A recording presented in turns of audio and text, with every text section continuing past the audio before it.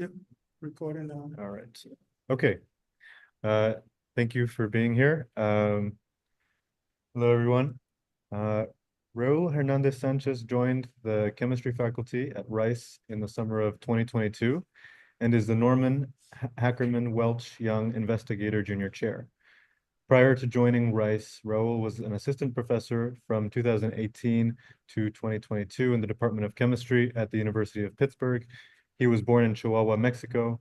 During his undergraduate years, Raul worked intermittently as a research assistant in the laboratory of Professor Sosina Hale in Caltech during the summers of 2007 to 2009, as well as the spring of 2018. Later, he explored the formation of ionic membranes under the guidance of Professor Beat Klossingen at the Southern University of Denmark. In the spring of 2009, he received a Bachelor's in Science in Chemistry from the Department of Chemistry at ITSM Campus Monterrey.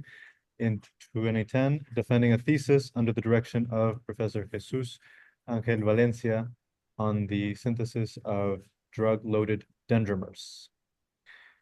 He then moved to Cambridge, Massachusetts to pursue a PhD in chemistry at Harvard under the mentorship of Professor Ted Bentley. After completing his thesis on the coordination of chemistry and electronic structure of iron clusters, he then moved to Columbia University as a Columbia Nano Initiative postdoctoral fellow to work under the supervision of Professor Colin Nicholas. At Rice University, his group's research interests lie at the interface between synthetic, organic, and inorganic chemistry to create novel functional materials and catalysts capable of activating small molecules at polynuclear reaction sites. The creation of novel contorted aromatics and the design of anion receptors for the removal of toxic chemicals from our environment. Let's give a big welcome to Dr. Hernandez Sanchez.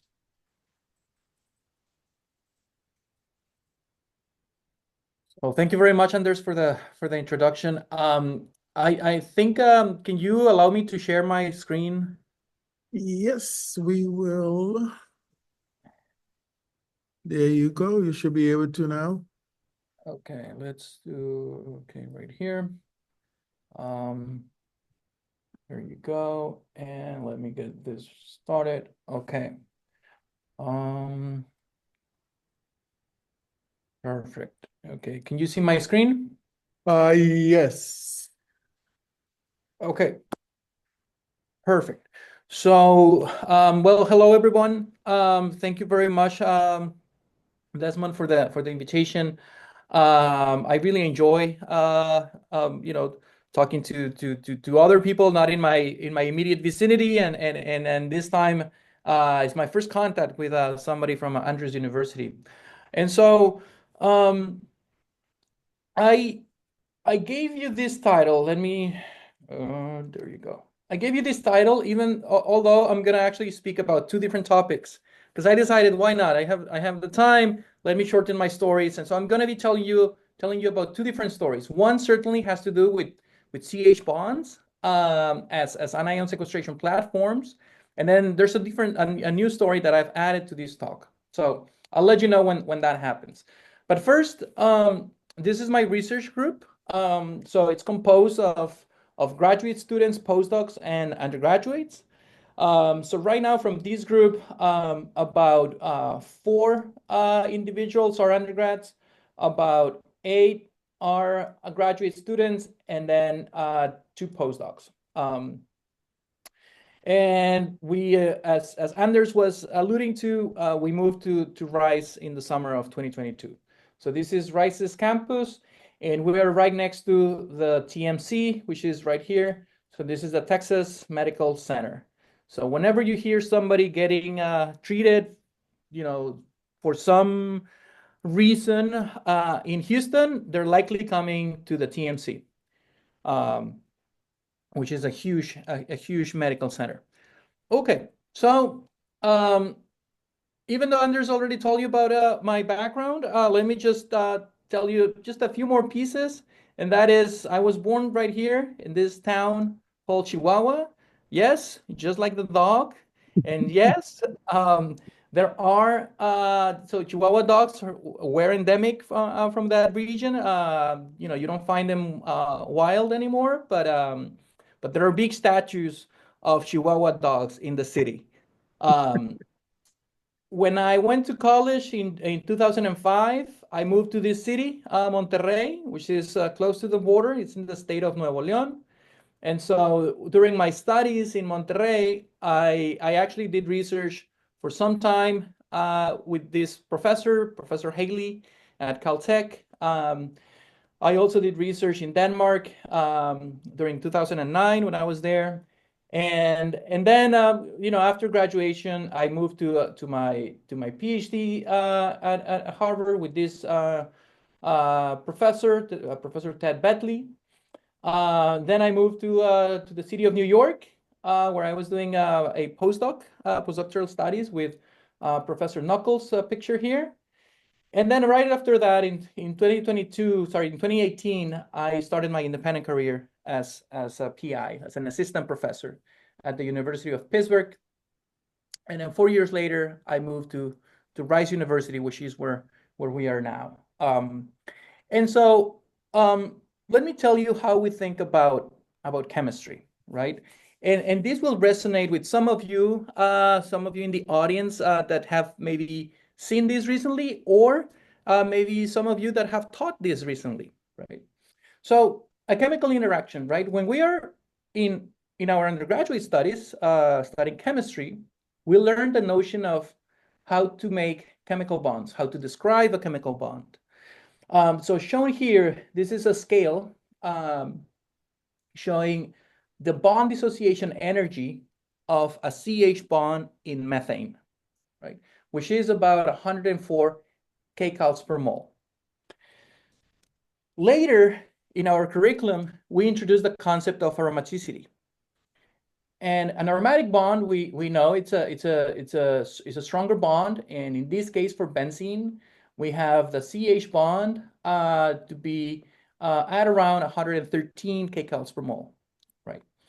A bit more specialized is, and well, the stabilization energy that brings the aromatic stabilization is around 36 kcals per mole. A bit more specialized, also considering aromatic systems, is the idea of straining aromatic backbones. So shown here is a cycloparaphenylene, CPP. It's the 8 CPP because it has essentially 8 phenylene rings. And they're connected in this fashion, para-connected. And so you can already appreciate that this compound is highly contorted because we are deviating the standard planarity of benzene into a radial aromatic species. And so that strain is worth 72 kcals per mole, right? So 72 kcals per mole is quite significant because we're not establishing any new bond. It is just the energy of bending the aromatic system. Okay. Later in your curriculum, when you get to inorganic chemistry, you start describing you know, complexes. Specifically, I'm showing here a crown ether, classic type of compounds. There was a Nobel Prize awarded for this type of chemistry. And the type of bonding that you establish here can be described in energetic terms in the order of 5 to 15 kcals per mole. As we can see, it's relatively weaker to a traditional CH bond in methane, for example.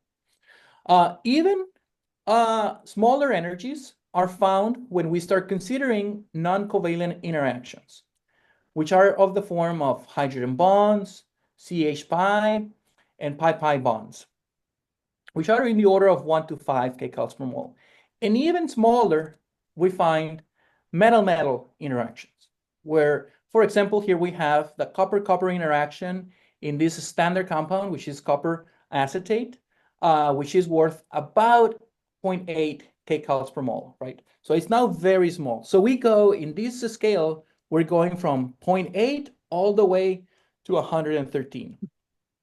And so what my group does is we're trying to employ supramolecular systems or scaffolds so that we can play in the whole scale, in this whole spectrum, where we can modulate metal-metal bonds, where we can use this type of compounds to sequester anions. And I'm going to be telling you towards the second half of my talk why we care about anion binding and specifically which anions, and the bending of aromatic systems. And so today I'm going to tell you about these two particular stories, and I'm going to start first with this one, and then we're going to end up with this second short story. So the research programs in my group are mostly inspired in the use of macrocyclic species. Macrocyclic species, just like the ones shown in front of you. This is known as resorcinarine. It is a 4-member macrocycle, and so it is a very rigid, and it maintains this particular basket-like orientation when you're using the 4-member macrocycle. And so we use that particular macrocycle in the 3 different areas in my group. So the one area on bending aromatic systems, we call it tubularines.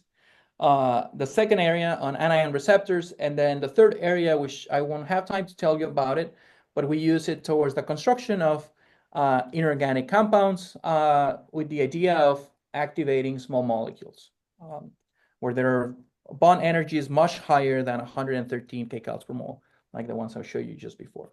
Okay, so why are we interested in bending aromatic systems? Well, there's a type of material very well known in the literature, which has actually now been applied in many different materials, which are carbon nanotubes, CNTs. And carbon nanotubes are a fantastic material. They're used in many different applications due to their particular heat conducting properties, electrical conducting properties, and the fact that they can be tuned in terms of diameter, chirality of the tube, which then essentially transforms a certain tube from a semiconductor to a conductor, and also in terms of length, right? So, but at the moment, synthetically speaking, it's really hard to say, you know what, I want to make a tube that is this size with this particular diameter and that contains this exact number of carbon atoms. That right now, it's impossible. That is the challenge. So if we dissect a carbon nanotube, we have essentially 2 bookends of a carbon nanotube. We have the armchair, and we have a zigzag type of nanotube. Both of these were targets of synthesis, at least the smallest benzenoid fragments shown here for decades and decades. And in particular, the one on the left, so this is a CPP, was first synthesized in 2008. Although, you know, in the literature, as early as 1930s, they were targets of synthesis. So, you know, almost 80, 90 years to realize this particular type of compounds. This one on the right-hand side, though, this was proposed in the 50s, and it was first accomplished just a few years ago, actually early 2021. Now, where did my group start? Well, we wanted to make nanotubes from the bottom up, where we can have control of the specific atom arrangement in the molecule. So we decided to take this particular macrocycle that I showed you just minutes ago, right? And then under a substitution reaction in basic conditions, we obtained this compound in the middle, which is an octobromo species, which we subject to cross-coupling reactions to form these particular bonds that I'm highlighting here in red. And so when we do that, what we're forming is essentially a radial aromatic species, highly contorted.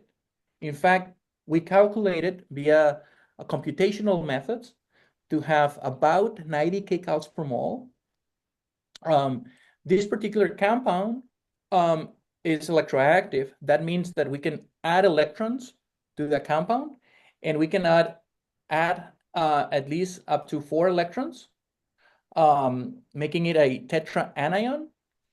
It has a cavity that it's kind of hard to see from this picture right here, but if you turn it and look at it from the top, you can see that there's a sizable cavity inside the molecule with a diameter of about 11 angstroms. And so we started thinking, well, what can we use this type of compounds for, right? And one of the first ideas was, well, this is a nitrogen atom right here, right? So carbons are in gray, and then oxygen is in red. Sorry, you may not be able to see that. Oxygen is in red. So we thought, well, if these nitrogen centers are basic enough, we can potentially protonate this off in acidic media. Hopefully, we're able to protonate in the site across from it. And if we were to add electrons to this particular H+ site, we could evolve H2, right? Making a catalyst for hydrogen evolution. Hydrogen, as some of you know, some may argue that is the fuel of the future. Some may say that we're not there yet. Anyhow, we're not in that controversy yet. We're trying to develop a new type of catalyst, right? And so what we figured out in collaboration with Professor Echegoyen and now Professor Videa is if this could function as a catalyst to begin with. And so our studies indicate that, yes, we see electrocatalysis shown by this curve as we essentially move the potential more negative. So we're putting electrons in. It is certainly not, rivaling platinum, yet the onset potentials are fairly low. That makes this, metal-free catalyst rather attractive. In fact, if we compare it to some of the most advanced catalysts in the literature that are based on fullerenes, these compounds are rivaling some of the best, shown here in red. And so, yet the difference is that these are so much easier to make, right? Now, the difference here is we're taking advantage of the strain energy that I was just telling minutes ago, because if we start exploring these compounds via computational methods, this is in collaboration with Professor Peng Liu and his student, Katharina, what they found is that protonation actually takes place in this particular carbon atom, right? Which we wouldn't have imagined that, right? Because this is, in principle, the basic site, yet we see protonation right here. And so the explanation for that is because by making this particular carbon center an sp3 carbon center, basically, and you can see it here from the side view, right? This kink on the aromatic ring frees up quite a significant amount of energy, and so it makes the reaction go downhill. And so we are essentially taking this as a new design tool that didn't exist in the past, right? So we presume that the strain in many of the strain aromatic systems can be used in this particular fashion. Cool. So I just show you the synthesis of this particular compound. And so when one of my students, Victor, joined the group, he said, well, can we change this particular disposition of the boronic esters to make it 1,3? So as opposed to being para or 1,4, make it meta. Can you make that compound, this M4? And yes, you can. This is the chem draw seen from the top. That's the crystal structure indicating that we're making the compound that we set to make. But at the same time, we can make all of the compounds in between these two bookends. So in between the M4 and the P4. So essentially what we're doing here is we're changing one ring at a time, right? We can go from 0 rings here that are para-connected to all 4 para-connected rings, right? And so you may be wondering, well, and so what, right? Why do we care? And that's one of the things I usually tell my students, right? You should always be asking yourself, why do we care? It's a fair question, and you should have an answer to that question. Because if you cannot answer it, then you don't know what you're doing. So the question here is, so by doing this type of changes in the structure of these nanotubes, how are we impacting the electronic properties, right? What are we learning from that particular change? Well, what we're learning is we have this particular set of fluorescence in the tubes, right? When I saw that for the first time, I was telling my student, look, this is amazing, because what you're seeing here is essentially the same effect that people saw 30 years ago in quantum dot chemistry, right? Where in quantum dots, you go from a quantum dot that is this size to a quantum dot this size, and you're changing the emission properties of the quantum dot, right? And quantum dots, now you find it even in, in TVs, right? Your QLEDs, that's quantum dots. And so what we have here is the exact same phenomena, but now on organic base compounds, where we're not changing the size of the compound. What we're doing is changing the size of the conjugation across the particular compound. And so we're changing that because we can have the synthetic manipulation of the tube. So what are some of the things that we're going after in the future? Well, I just show you one, right? Physical for the physical properties.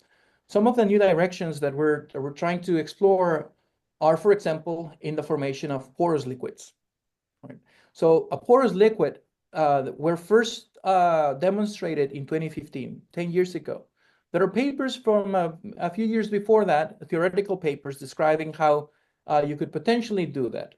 And so what is the reason to target permanently porous liquids? Well, imagine you're filling up your tank, your gasoline tank of your car, yet you're not filling it up with gasoline, but you're filling it up with a new type of fuel.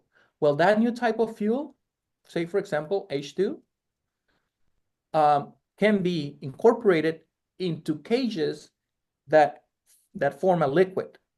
And so by doing that, you're potentially increasing the amount of H2 that you can have in your volume constrained container, which is your gas tank, and use a new type of fuel, right? The other target that we have in mind is the construction of longer nanotubes, right? The idea is if we can start forming longer nanotubes, then we can start redefining nano devices, right? So one of the critical components, and it may sound obvious, right? But one of the critical components in a device is the wiring, right? Now, the question is, how do you miniaturize the wiring? Well, you need a nanowire. Well, what options do we have for nanowires that are well defined, that maintain their conductive properties all across? Well, we don't have that many options. So this could be one of the options for making nanowires, atomically precise nanowires. And the third target that we have in mind is the construction of they're called in the literature nanoforests, which is essentially just putting nanotubes in the surface of an electrode. And the idea here is to make a supercapacitor. Supercapacitors or capacitors in general are used in many different applications, right? In most of your electronic devices, your phone, your laptop, cars, anything that uses a chip now, most certainly is using a capacitor of some form.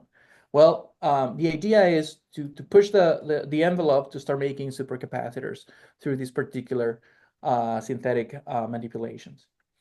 Okay, so that was the story number one that I wanted to tell you. Let me jump into story number two. And that is on anion recognition, right? Anion recognition started in 1975 with a paper where it was essentially proposed that if a species like this is protonated, as shown right here, then you can potentially change the nature of capturing cations, in this particular case, to now capturing anions, as shown here. And so the model of this compound protonated is shown here, right in the bottom of your screen, and it has a relatively large association for chloride. State of the art, so a report in Science from 2019 show that chloride can be taken up by this particular scaffold at association constants that are really, really high. So 10 to the 17, this is in chloroform. Our approach is to develop, notice that we have the exact same macrocycle that I showed you at the very beginning, but we're developing the chemistry to then construct anion recognition centers where the anion essentially sits right here. Yet we have the added advantage that we can change the nature of these particular groups. So why do we want to do that? Again, you know, we're always asking the why. Why do we care? What's the purpose? So if we want to capture anions, the reason for doing that is because we're targeting this particular type of compounds, PFAS. And if you haven't heard about PFAS, I encourage you to just Google it. Just literally just type those 4 letters, PFAS, in Google and see what you get. You're gonna get hundreds and hundreds and hundreds of millions of hits for PFAS. It's a very hot topic right now. They are generally described by a fluorinated tail, molecular tail, and it has a anionic head group. These are the most soluble in water, the anionic ones. According to the EPA, there are about more than 14,000 types of PFAS known. Now, they're using many different products, many different products. And I'm going to go into that in just a minute. But before I give you that, let me tell you that in the body, they can be very toxic and detrimental to human health. So, for example, here, this is a chart by the European Environment Agency, right? Which is similar to the EPA in the US, right? And so if you start just reading through the different types of diseases, right, or cancers that it creates in your body, you would take this seriously, right? Just in the developmental stage of unborn childs, it can become really problematic, right? Now, the problem increases when you know that these compounds can reside in your body from anywhere from 4 to 8 years, right? That's a really long residency time in your body. And according to certain studies, like for example, the Environmental Working Group, which is a group that tracks these substances in the US, they estimate that 99% of adults in the US contain some level of PFAS in their body. Okay, so how were these created? You may be wondering. Well, everything can be traced back to Teflon, right? And who doesn't know Teflon, right? I mean, at this point in time, it's most likely that everybody has used something containing a Teflon coating of some form or shape. Anyhow, so it was developed, Teflon was developed in the 30s and the 40s. This is, when you hear Teflon, this is what comes to mind, right? Essentially a pan to prevent the stickiness of an egg.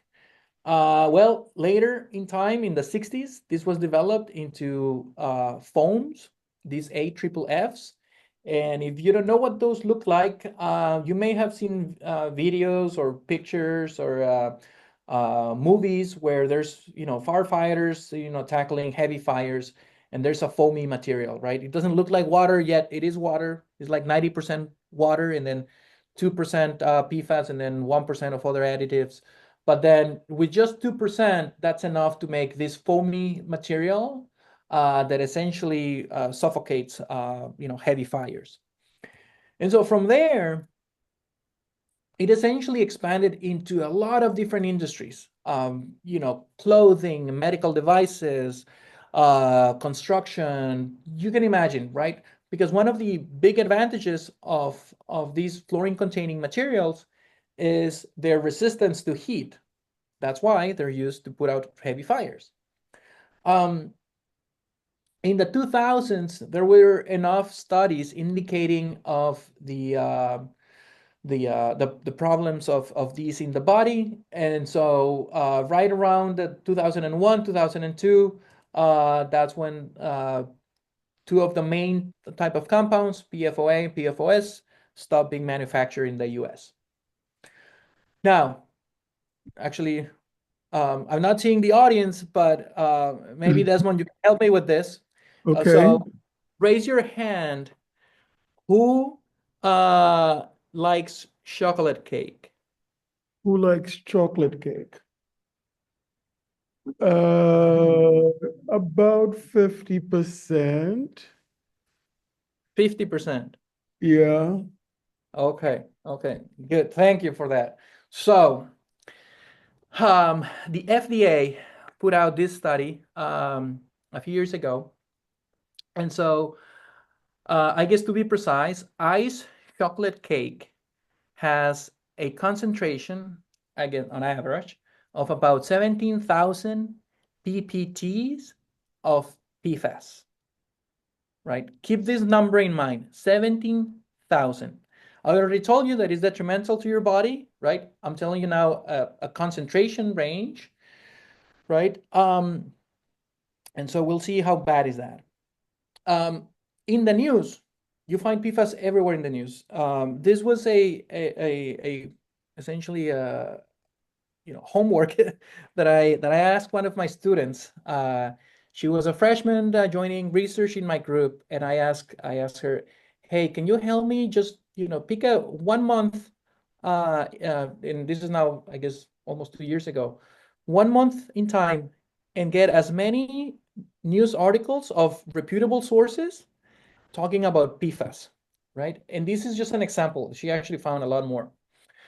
And so, you can see it, right? It's found everywhere.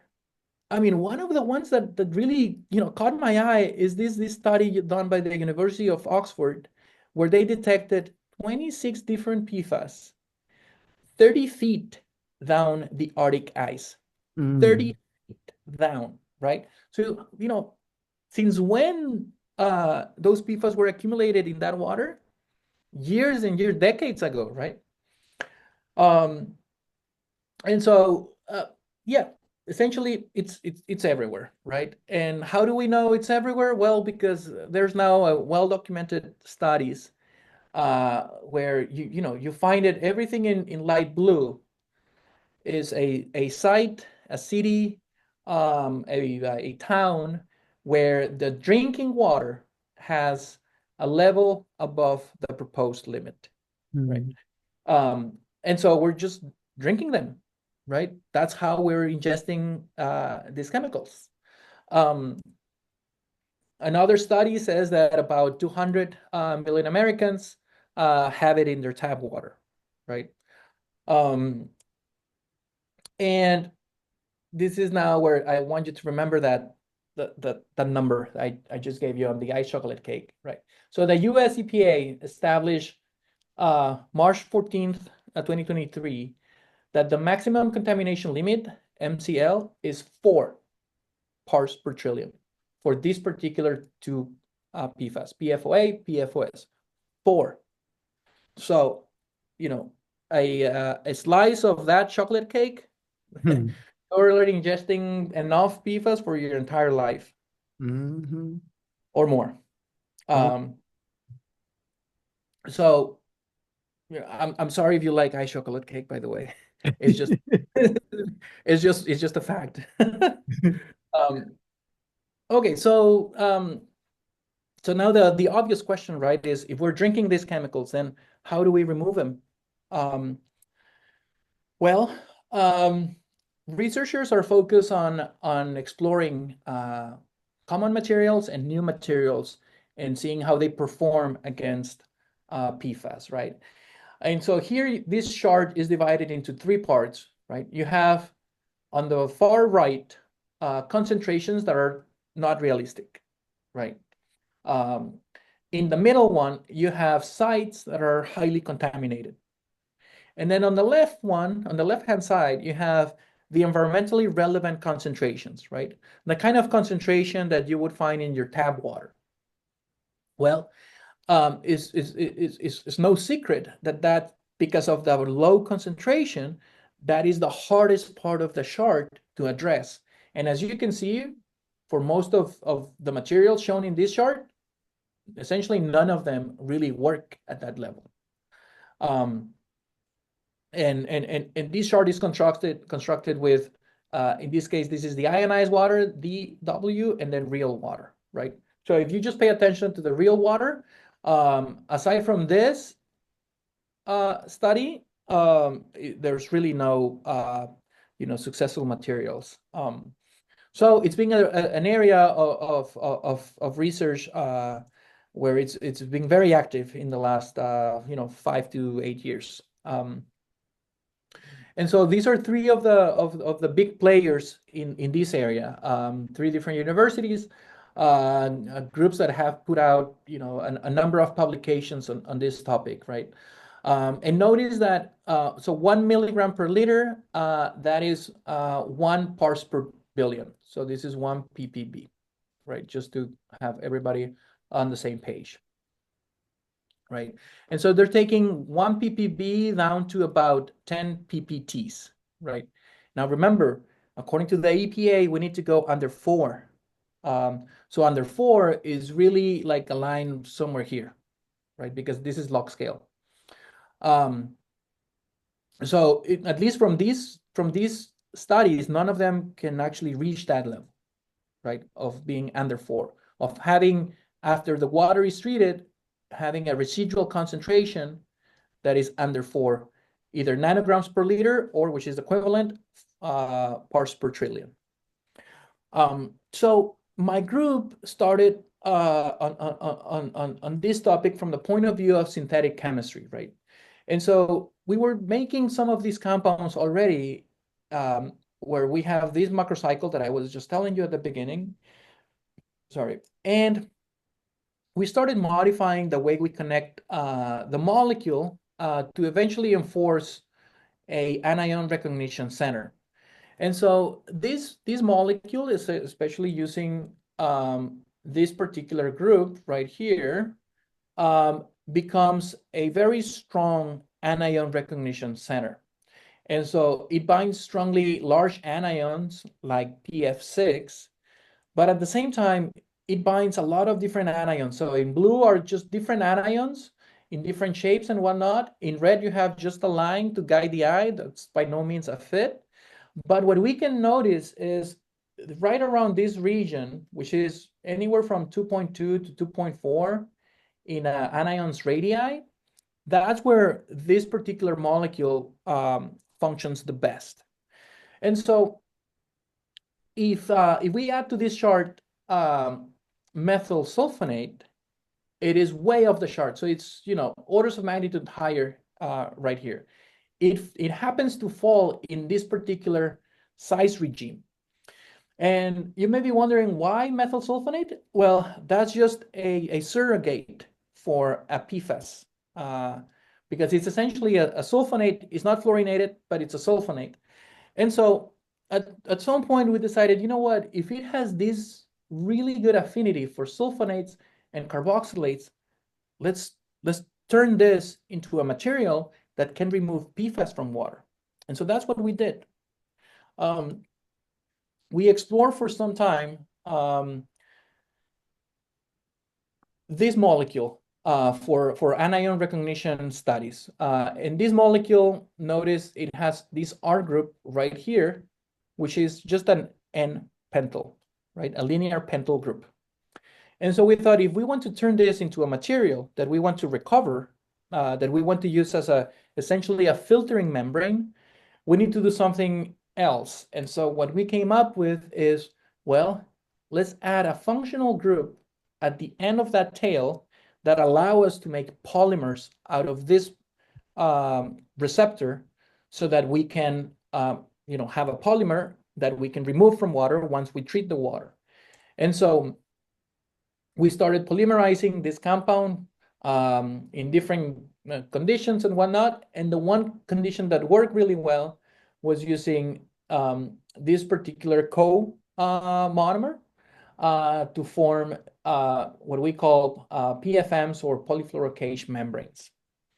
And so using these particular compounds, my student Lul started investigating its applicability towards PFAS removal. And so in this plot, you have the concentration of PFOA, which is one of the most toxic ones, right? Is the one that is regulated down to 4 ppt.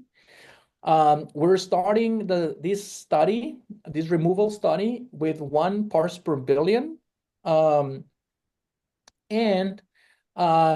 So the experimental data is here in blue. And so in blue, essentially is matching with the left-hand side scale.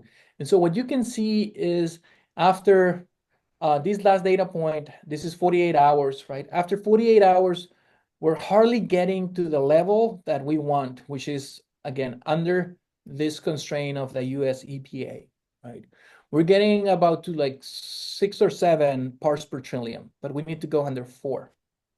So we did a few changes to our synthetic scheme. And one of the changes was to explore other co-monomers. We kept the same anion receptor, yet we changed the co-monomer. And now you can see that we're not only going under the 4 ppts, but we're also doing it much faster, right? So this is a 1 hour data point, and this is the 2 hours data point. So under 2 hours, we have removed PFOA at and have a residual concentration as mandated by the US EPA. Now, if you remember the chart, I was telling you that the more you go to the left, meaning to low concentrations, the hotter and hotter it becomes for a material to perform well. Interestingly enough, for this particular material, the performance enhances as you go to lower concentrations. Because here we're starting with 10 times less PFOA, so 0.1 parts per billion of PFOA, yet we're seeing, and the data is right here in pink, we're seeing performance where under 40 minutes, this is the 40-minute data point right here, we are achieving that concentration, that residual concentration under 4 parts per trillion, right? Which is what we want. We want as fast as possible, right? Obviously, there's going to be some fundamental limitations, but this, to our knowledge, this is the best out there. And so finally, we were thinking, well, if we want to really make a difference here, let's test it in real life, right? We're not going to model water as it has been done in other studies. We are going to take real water, essentially the water that we're drinking. And so my student Lul took water from the water fountain right outside my office. This is the building where we work. We're on the 3rd floor, right around here. And so we tested and we spiked our drinking water with PFOA. Did the same study, right? Shown here in pink is the same data that I was just showing you minutes ago. And in open squares over here, we have the data for drinking water, right? And so as you can see, after this is the 48-hour data point, after 48 hours, we're getting down to maybe, 10.5 or so parts per trillion, right? Yes, we're not there yet, meaning that we should have studied this a little bit longer to get under 4 ppts, but this is just for us to know what the real challenge is, right? So we know that any material that we test, we're going to have, this difference in activity. This is what we should be designing. Whenever we find a good material that performs well, in real water, that's going to be orders of magnitude higher. But at least now we know the size of the problem, right? And so with that, I'm going to stop right here. I thank all of my students. These are the people that really do the work in the lab. And all of the funding agencies, as shown here, everyone in the room, and thank you for the kind invitation this month, and I'm happy to take any questions. All right, thank you very much. Okay, any questions in the room? So it sounds like at this point, you might be starting to think of perhaps commercializing your technology within maybe 3 years or something. You haven't reached the limits that you wanted yet, but what sort of progress do you anticipate or predict? Yeah, so the first thing we did was to patent this work. So it's now, we submitted the provisional patent, it was awarded, then the non-provisional patent, which we have now. So yes, you're completely right. We need to get to ideally to the levels that we need. In essence, we need to keep investigating, right? We need to determine at what point this is actually crossing the 4 ppt threshold, Yeah. right? Now, obviously, we can start exploring different variations in the material itself, right? And we have been thinking about what other modifications. Ultimately, you want to be flowing water through some type of column, right? And cleaning it as it passes. And so right now we're trying to develop a column. Right now it's lab scale, right? But a column that will allow us to essentially filter as the water is flowing, right? Or remove PFAS as the water is flowing. That would be the ideal scenario. So, but So what but was yeah. what was the most significant modification? What modification led to the most, important change? Because I think you said something about changing the polymer or the side chain. Could you go over that? Yeah, sure. So this part of the polymer, this is what we developed, right? And this is where we know it's binding the anion. In this case, the molecule, the PFAS molecule.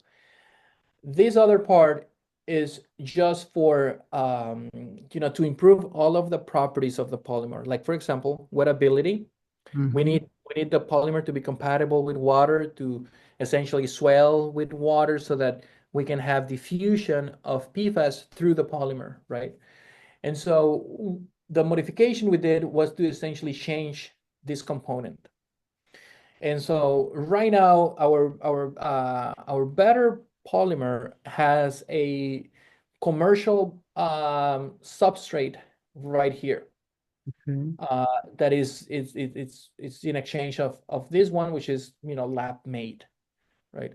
And so the idea is same thing, right? Improve the physical properties of the polymer, but with the idea of reducing the complexity, if anything, or the manufacturing of the polymer. And so if we take this from a commercial source, then we're making things easier. If we think on a bigger scale, right? That's what we're changing. But we need to retain the active component. So as far as you're concerned, the making the ring system has been pretty much optimized, and you're just focusing mostly on the polymer side. Mm-hmm. That's right. That's right. Okay, That's right. okay. Yep. Yeah. In We have addition, mhm, other anion recognition centers like this one, but those are a lot they're in development, but we mhm, can certainly change this. And one of the things we want to make is, if we determine this to be size 1, for example, right? We want to make a bigger one, maybe size 2, so double the size or double the volume of the anion that you can remove, with the idea of maybe removing multiple anions at once, mhm, or mhm. targeting larger molecules. Okay. So the ideas. All right. Other questions? Go ahead.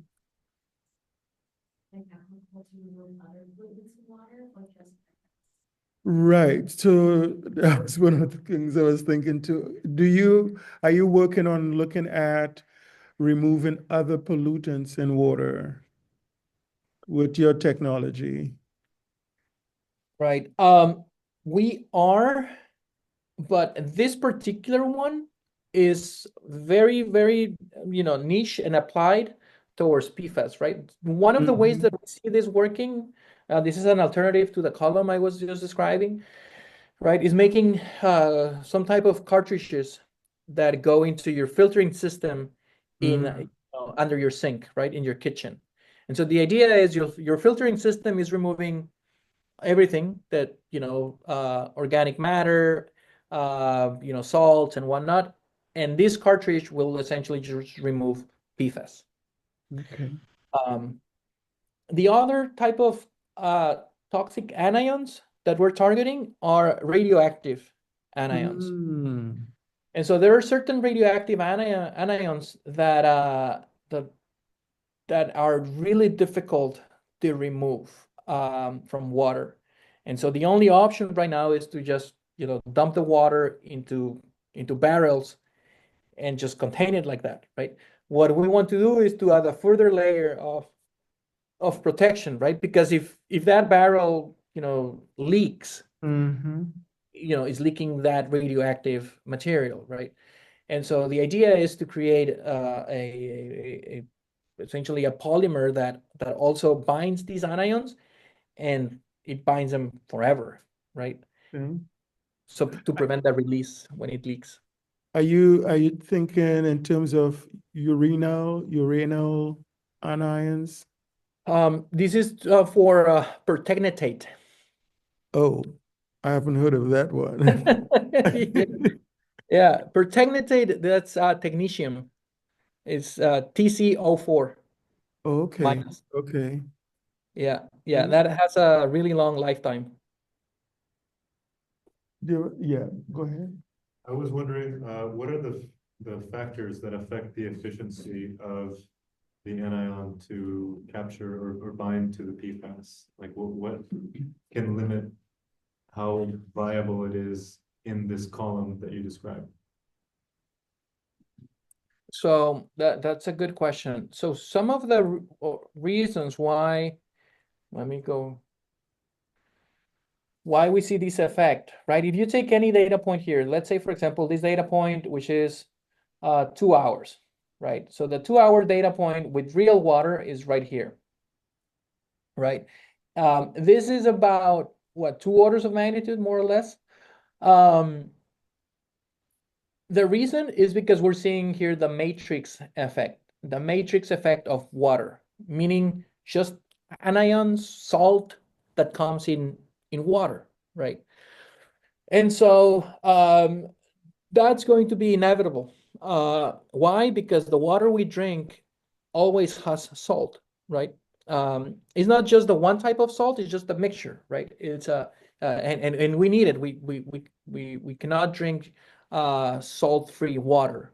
because that's actually detrimental to the body, right? We need to, when we say you need to ingest minerals, well, that's the salt in the water, right? And so there's really nothing we can do against that inherent water matrix. We just need to be smart as to either say, for example, right? If this takes, let's just assume that this is just the very best material and it's gonna take, say, 70 hours, right, to remove the water. Well, that means that you have to be doing this constantly and then accumulating the water or the PFAS-free water, right? Yeah, it may take a long time, but it doesn't mean that you have to do it on the spot, on the fly, right? You can be, filtering at night, during the day when you're not at home.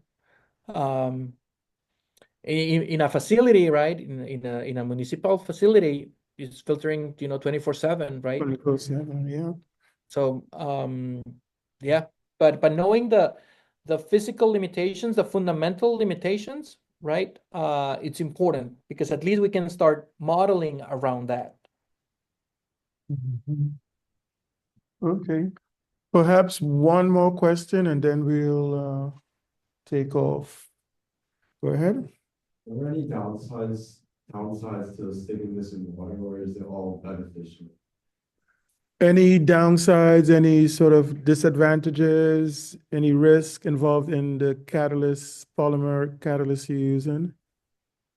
For example, like, have you guys done any sort of toxicity studies, any, impact on the environment type studies? We have not. That's a very good question. We have not. It's not easy, but we have not. That's the short answer. Mhm. My guess is that once we determine what kind of material or materials, right? There can be a few different options. May end up in a filtering device. Then at the same time, we would start testing in collaboration because we don't have the expertise. We would start testing the toxicity. Right, right, right. All right, very good work taking us and addressing a very serious problem. 99% of Americans have PFAS in them. That's huge. So, Yeah. chemistry at work to solve real world problems. Thank you very, very much. Thanks for the invitation.